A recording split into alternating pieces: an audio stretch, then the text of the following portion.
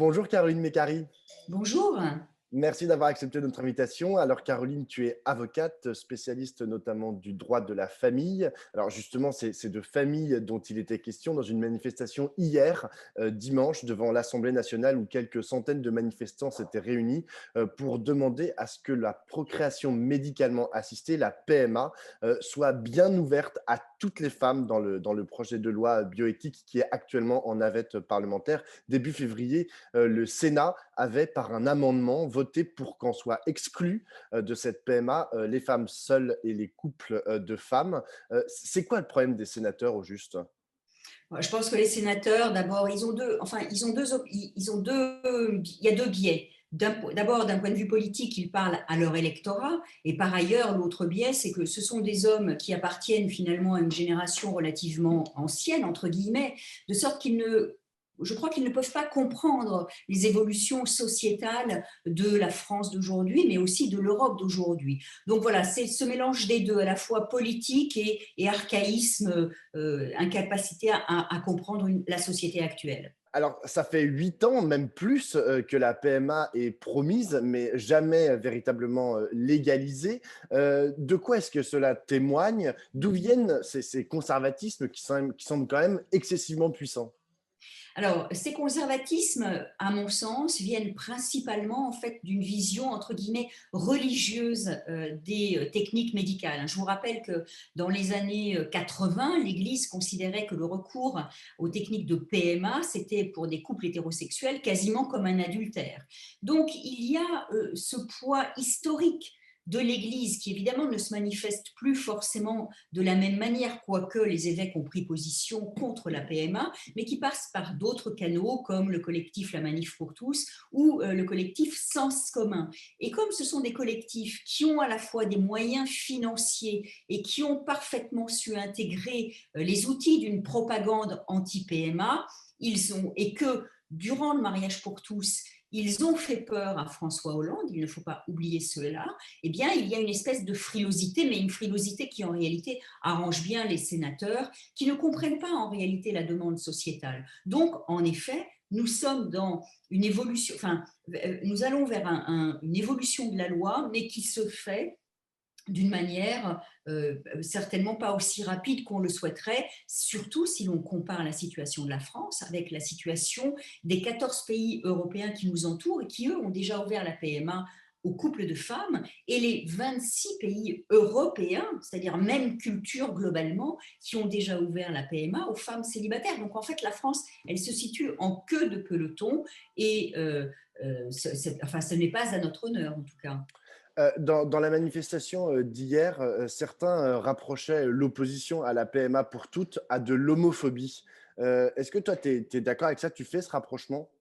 Moi, je pense qu'effectivement, il y a un fond homophobe inconscient. Qu'est-ce qu'on ne veut pas? Enfin, qu'est-ce que les opposants ne veulent pas? Pourquoi ils s'y opposent? Ils considèrent qu'il n'y a qu'un seul modèle familial possible, un homme et une femme. Et donc, si un homme et une femme ne peuvent pas avoir d'enfants, ils ont le droit, entre guillemets, de recourir à la PMA, et ils vont faire comme s'ils avaient eu l'enfant. C'est, j'allais dire, le modèle dominant.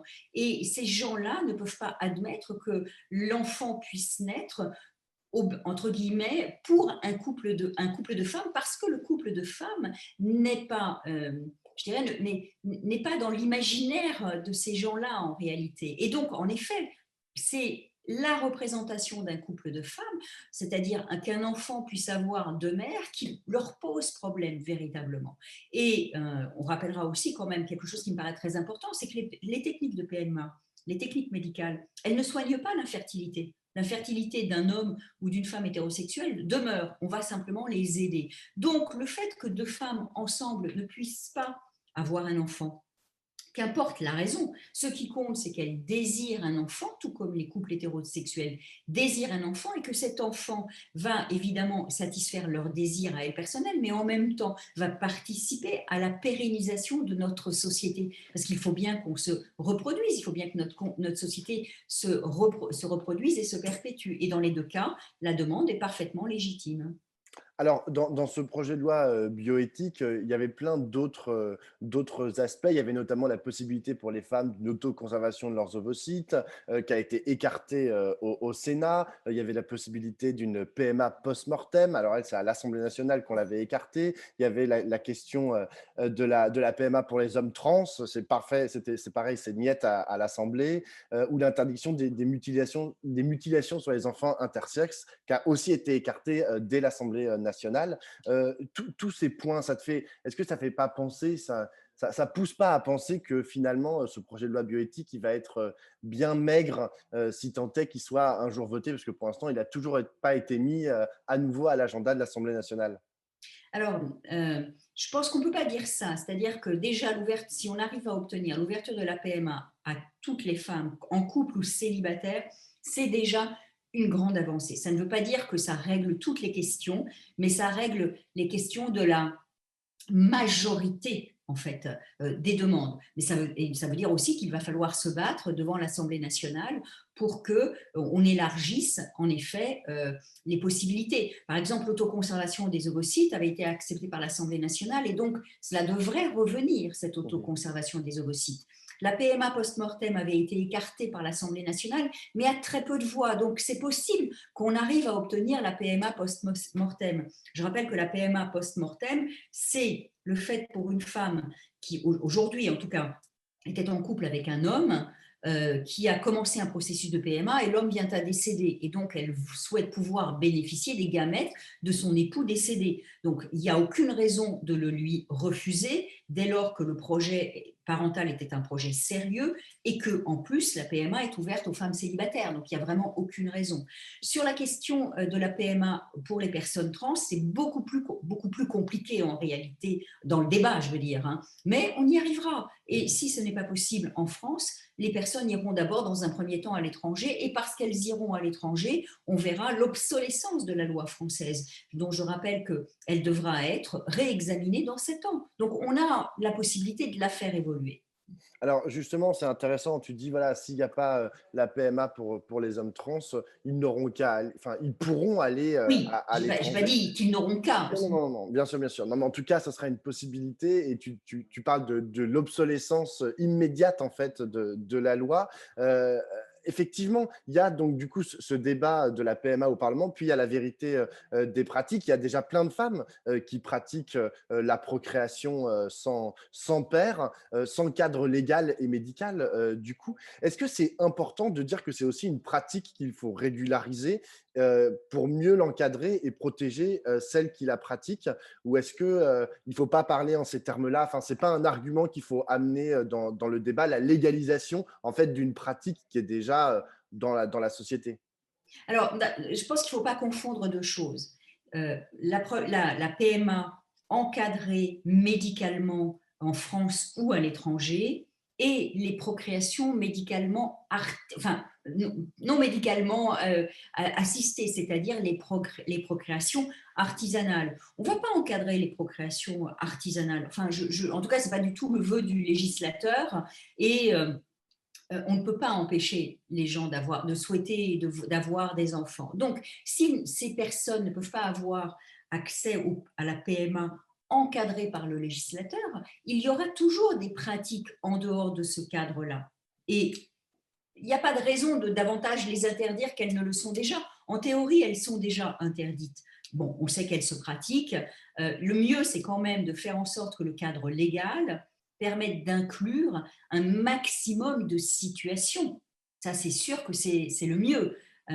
Et le fait d'ouvrir les PMA à toutes les femmes, c'est déjà encadrer, enfin, c'est déjà ouvrir à beaucoup, beaucoup, beaucoup de situations qui sont les situations majoritaires, même si toutes les situations ne seront pas réglées par ce texte-là. Mais je répète, ce texte devra être réexaminé dans 7 ans parce que dans 7 ans, il y aura des évolutions médicales et puis dans 7 ans, on va se rendre compte que l'infertilité des femmes et des hommes a été croissante du fait notamment des perturbateurs endocriniens, du fait de la pollution, de l'air, des sols, de l'eau. Et donc, ça va modifier aussi le fait d'avoir recours à ces techniques. Ça va élargir, je pense, le nombre de personnes pouvant bénéficier de ces techniques. J'ai une dernière question, Caroline. On est toujours en pleine pandémie. Ça fait maintenant près d'un an, plus d'un an même qu'on est en pleine pandémie. L'état de nos droits, de nos libertés et même plus généralement de notre démocratie est assez catastrophique. Toi, comment tu vois la situation? Est-ce que tu la vois d'un bon œil? Est-ce que tu te dis, bon, effectivement, le gouvernement avance un peu à marche forcée dans la destruction de nos libertés, mais il existe des poches de résistance qui sont intéressantes, ou est-ce que tu es profondément défaitiste et pessimiste? Alors non, d'abord, je suis lucide, c'est-à-dire que je vois très très bien qu'on a un président et un gouvernement qui a utilisé, entre guillemets, comment dire, la pandémie pour à la fois imposer un état d'urgence sanitaire, dont je rappelle qu'aujourd'hui il est valable jusqu'au 1er juin 2021, c'est-à-dire, qu'est-ce que ça veut dire état d'urgence sanitaire? Ça veut dire que des décisions qui, normalement, en temps normal, relèvent du législatif, sont prises par l'exécutif, c'est-à-dire par le gouvernement, quasiment sans aucun contrôle. C'est donc vraiment une concentration des pouvoirs entre une toute petite minorité, c'est-à-dire à la fois le président de la République, son conseil de défense et le gouvernement qui met en musique les décisions prises par le président de la République. Et puis on a vu apparaître un nombre de lois extrêmement importantes qui diminuent en réalité les libertés des citoyens. La dernière en date, c'est la loi sur le séparatisme, qui n'est pas liée directement à la pandémie, mais qui théoriquement est une réponse à l'assassinat de Samuel Paty, sauf que c'est tout sauf une bonne réponse à l'assassinat de Samuel Paty. L'assassinat de Samuel Paty aurait dû conduire ce gouvernement à décider de mettre les moyens à l'école, de mettre les moyens pour que dans les territoires et les quartiers qui sont des zones éventuellement perdues, entre guillemets, de la République, on recrée du lien social. Mais ça ne va pas se faire en un mois ni en un an. C'est une politique de long terme. Non, tout ce qu'on fait, c'est voter une loi contre le séparatisme, sans d'ailleurs ne jamais dire un mot d'un autre séparatisme qui est le séparatisme des ultra-riches, qui, eux, sans aucune difficulté, vont faire de ce qu'on appelle de l'évasion fiscale, sans parler de fraude fiscale,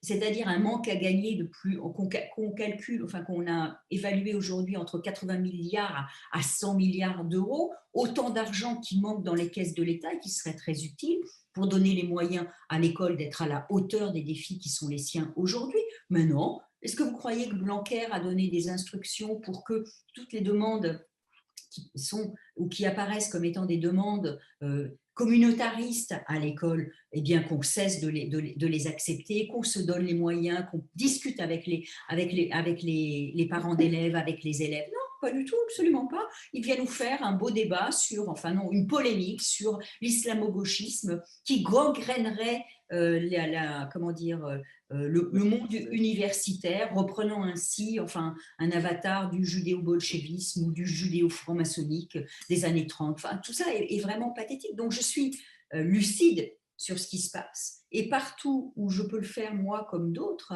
eh bien, nous le dénonçons, nous faisons à la mesure de nos moyens, mais Mais je suis plutôt pessimiste sur ce qui va se passer en 2022 parce que, contrairement à ce que pense M. Macron, à force de vouloir faire monter Marine Le Pen et de la légitimer comme étant son adversaire naturel, elle sera tout sauf son adversaire naturel car il risque fort de ne pas être même au deuxième tour de la présidentielle. Mais tu vois juste on finit là-dessus, mais tu vois des poches de résistance qui pourraient faire figure en fait d'espoir dans ce monde dans cette société telle que tu l'as décrit et qui est assez lucide, c'est vrai, enfin, tu as un regard lucide, mais qui est quand même assez déprimant. Les poches de résistance, elles sont, pour le moment, je les trouve, en tout cas telles que je les vois, je les trouve, enfin, elles sont minoritaires, que ce soit dans les manifestations contre la loi sécurité globale ou contre le projet de loi séparatisme, c'est minoritaire, que ce soit dans la gauche de Jean-Luc Mélenchon, ça demeure pour le moment minoritaire. Donc bon, ben, malgré tout, on y va, mais ça reste minoritaire parce qu'on a affaire aussi à une autre difficulté qui est vraiment le discours dominant d'un certain nombre de médias qui appartiennent à des grands capitaines de l'industrie qui, eux, ont un agenda, entre guillemets, politique, c'est-à-dire leur agenda économique, et qui vont vraiment sur le terrain d'une opposition d'une France avec une autre, hein, qui les arrange bien parce que ça Mm. fait monter en effet le Front National et ça pose Emmanuel Macron comme la barrière face au Front National. Sauf que le président Macron est tout sauf une barrière contre le Front National parce qu'il applique, il met en musique, il fait voter des lois qui sont des lois que ne désavoue pas le Front National. En réalité, l'extrême droite, elle est déjà au pouvoir dans les têtes. Bon, on va quand même essayer de continuer à lutter contre ce que tu décris comme un état de fait. Merci beaucoup, Caroline. Merci, merci beaucoup à Regard et vraiment, vous faites partie de ceux qui résistent justement. Merci. Merci.